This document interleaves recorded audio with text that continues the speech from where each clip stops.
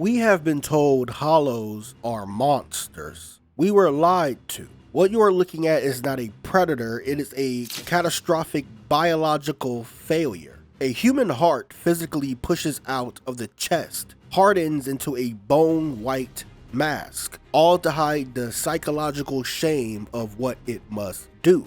The Soul Society calls this process holification. They treat it as spontaneous, evil mutation. But if you look at the spiritual anatomy, if you take time, minute by minute, decay of several chains of fate, you realize that this is not a transformation, it is a slow, agonizing auto-digestion. A human soul literally eats its own history, link by agonizing link, until there is nothing left but a void. Today we are going to examine the exact mechanics of encroachment. We will track the countdown of a soul's complete collapse, and we will uncover the darkest, most sanitized secrets in Bleach, because becoming a hollow is not a origin story, it is a terminal diagnosis. We begin with a tether. When a person dies in Bleach, they never just vanish into light, they stay.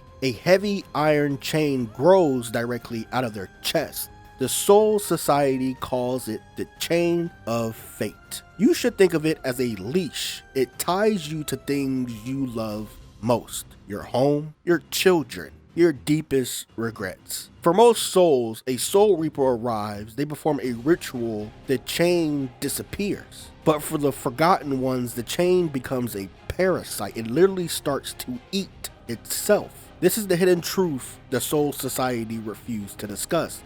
The longer you stay to protect the ones you love, the more it hurts yourself. You watch your family move on without you. You cry out to them, your chain slowly rots away. This is literal countdown to the end of your humanity. The leash is tightening, soon it will snap. Imagine your mind as a library. Someone is walking through it, burning the books one by one. This is the reality of encroachment. The outermost link of your chain mutates. It grows microscopic teeth and digests the links above it. With every severed link, a piece of your personality dies. Normally, this agonizing decay takes months, but under severe environmental pressure, the entire multi-year process violently compress. The soul completely shatters in just 72 hours. First, you forget taste of your favorite food, then you forget the sound of your mother's voice. You dissolve into lingering spirit. You are a ghost behind, slowly deleting from reality. You scream at people on the streets, they walk right through you. You try to hug your sister. You feel nothing but a cold, empty wind. Every inch of that digested chain is a piece of your soul gone forever. You believe you are staying because you love your family. The truth is far scarier. You are becoming a prisoner of your own grief, and that final link is about to break. Once you reach your final 7 chains, the chains start to eat themselves all at one time. The consciousness requires a psychological shield. You no longer possess a heart to anchor your soul. Why does a hollow have a gaping chest wound? Why do they hide behind bone-white faces? We must examine the anatomy of a broken soul. In the universe of Bleach, the human heart binds your identity together. Removing it creates total spiritual instability. The hole occurs that exact anatomical space of a Saketsu. This is the energetic core of a spirit. It inverts upon itself to create a frictionless vacuum. The void generates a hunger utterly impossible to satisfy. The mask serves as a tragic biological purpose. It physically hides the human consciousness still trapped inside. The bones distorts your voice and your vision. It makes loved ones look like lies. It makes kindness look like a trap. Soul Reapers never attempted to save hollows with words. They used blades edged of a Zanpakuto. They understand you cannot reason with a vacuum. The Soul Society paints the mask as ultimate evil. The physical hole itself is the tragedy. It stands as a permanent reminder of your incompletion. To feel whole again, you will cross terrifying lines. You will commit acts that would have horrified you when you were living, and your first target has already been chosen. As soon as the mask hardens, hunger begins. A newly formed hollow requires a human heart. The most twisted part of the transformation is the targeting system. A hollow is instinctively drawn back to his own family. The logic of a soul is completely broken. It believes consuming loved ones will steal their heart. It expects this act to fill the physical void. This is a parasitic irony. You return to your own house. You locate your own children.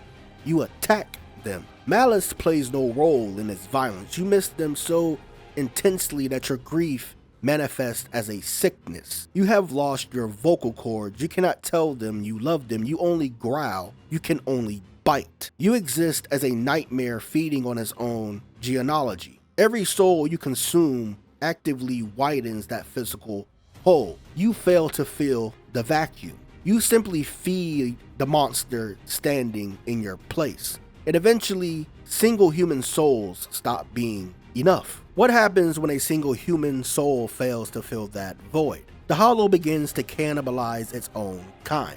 Tens of thousands of broken spirits merge together. They desperately attempt to end their agonizing isolation. This massive biological aggregation forms a Gillian. The Soul Society classifies them as Menos Grande. They are towering, faceless giants roaming the white deserts of Holification Mundo. In the spiritual hierarchy, a Gillian represents a hive mind of failure. Imagine a skyscraper built entirely of human grief.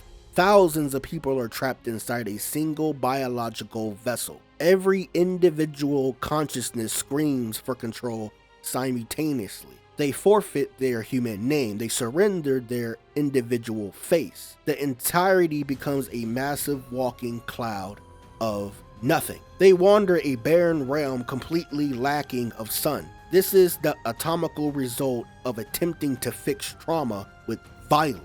The individual gets entirely lost in a crowd. You fade into a sea of forgotten ghosts. You become just another identical white mask in the abyss. But occasionally a single ego refuses to dissolve. One consciousness wakes up inside the giant and the cannibalism is forced to evolve. Inside the giant body of a Gillian, a mutation sometimes occurs. A single soul with a massive ego or a deep obsession can awaken. It begins to eat other souls from the inside out. It takes control of a giant body and shrinks down. It becomes faster and highly intelligent. This is the Adjuchas stage. You finally have your true self back, but it comes with a horrific biological price. To keep your mind, you must never stop eating other hollows. If you stop, you will permanently absorbed into the mindless mass. You will disappear forever. There's no peace. There is no rest. Imagine the crushing psychological weight. Your life is now a constant act of cannibalism.